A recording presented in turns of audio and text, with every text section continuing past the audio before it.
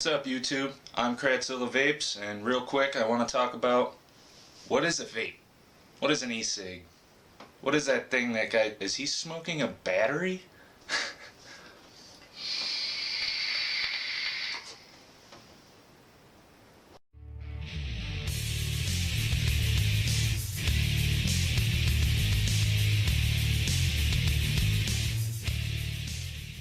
Alright, but yeah, what is a mod?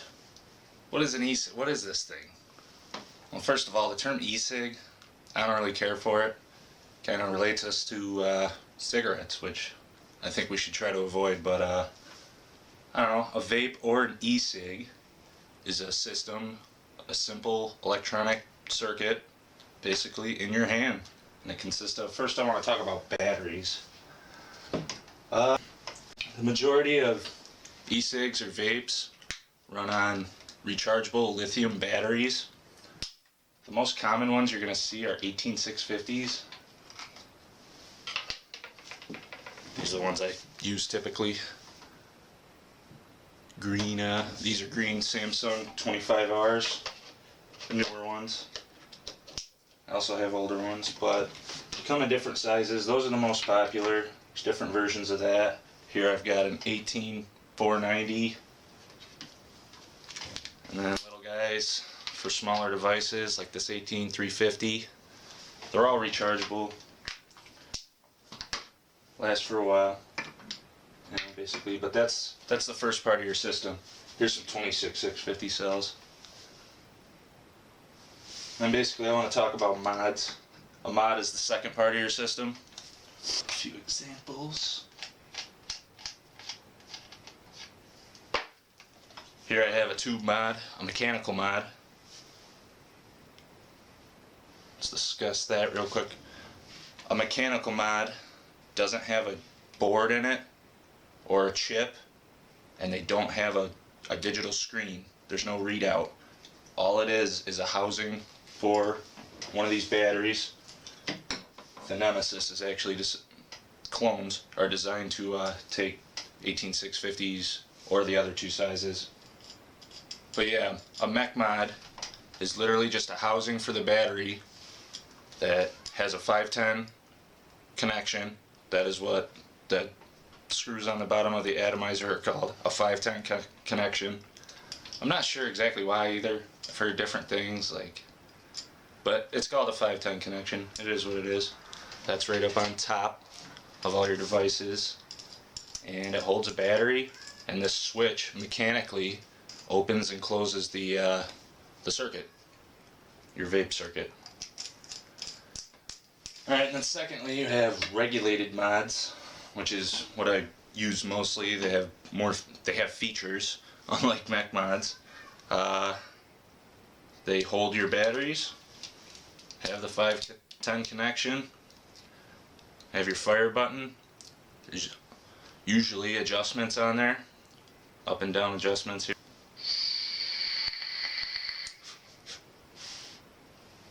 But yeah, so far what do we have? Okay, you have batteries, lithium rechargeable batteries that go into your mod, the device itself, and on top, the most important part of any vaping system is the atomizer. Right now, still using that Griffin RTA. But yeah, atomizers come in different variations too. This is an RTA, rebuildable tank atomizer, and then you also have RDAs, rebuildable dripping atomizers. And then there's older ones like the cargo tanks, cartridges. I don't know, those kind of phased out even before I started vaping. When I started vaping, clearamizers were pretty much the standard already. But yeah, atomizer, your most important part of your vaping system. It's what holds your Ejuice. It's where you put your Ejuice, no matter what it is. And it has the 510 connection that screws onto your mod. Pretty basic. The fourth and final part, also, I don't know, this could be arguably the most important part too, is your Ejuice. That is the fourth part of your vaping system. Show you some of the bottles I got now. Some ITC stuff. This is Ejuice. These are a couple of my favorites here. Spoon Liquor OG and Melon Blast from ITC Vapes. But basically, Ejuice consists of 4 things. Up to 4 things.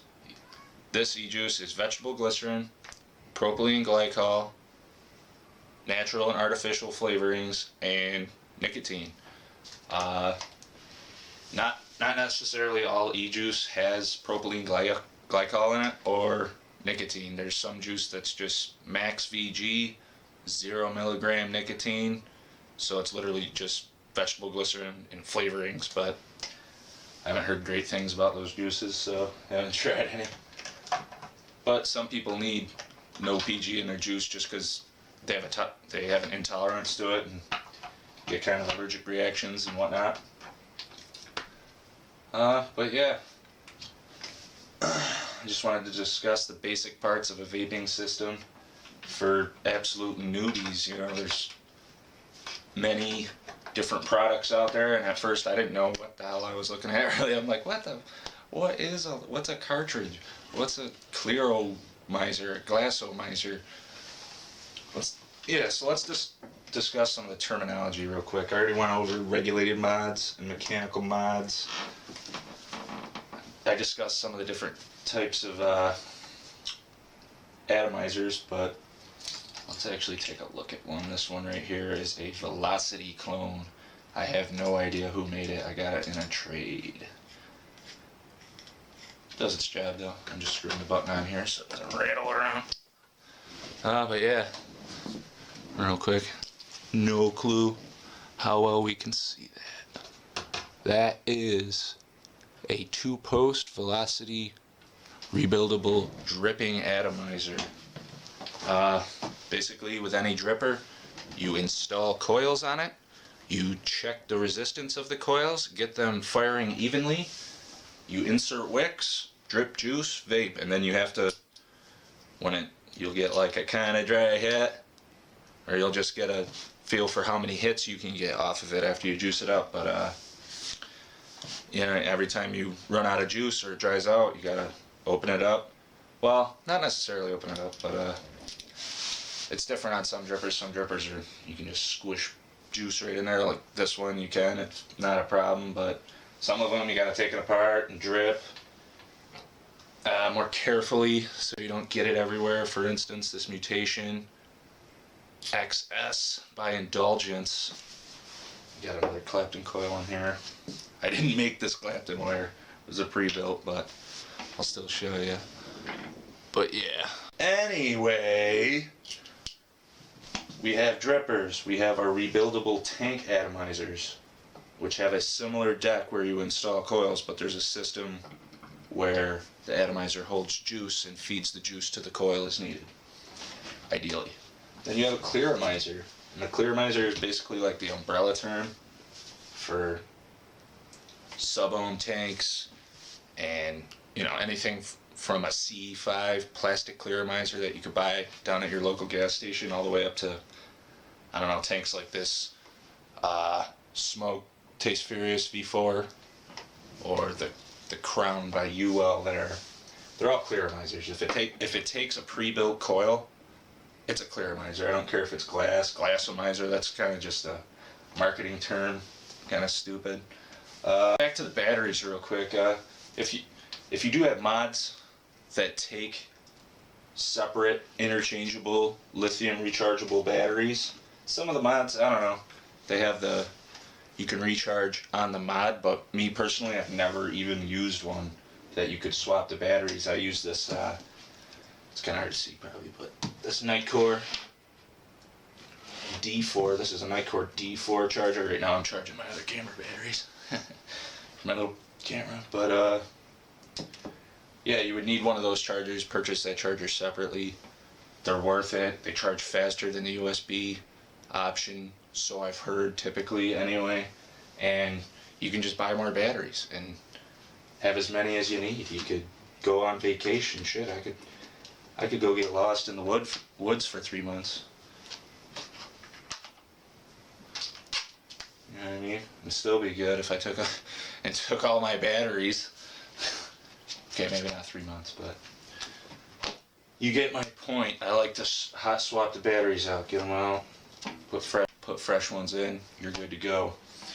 But yeah, I think we discussed everything in a complete vaping system. You've got your battery, which come in many forms. You've got your mod. Also, tons of mods out there, including mechanicals and your regulated devices. Each kind, there's so many products out there, I couldn't even list them all. I'm giving you basic parts. These are the basic bare bone parts that I'm describing. So yeah, battery, mod, atomizer, and your Ejuice, and those 4 things make a vape, or an e-cig if you want to call it that. I don't know, probably shouldn't. Vegetable glycerin, VG, propylene glycol, PG, natural and artificial flavorings, and nicotine are the only ingredients in Ejuice. So 4 things make up a vape, 4 things make up the juice in the vape. And those are the basic parts that you need to know.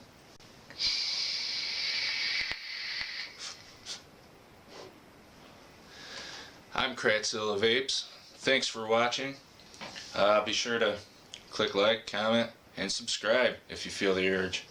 Alright, stay metal.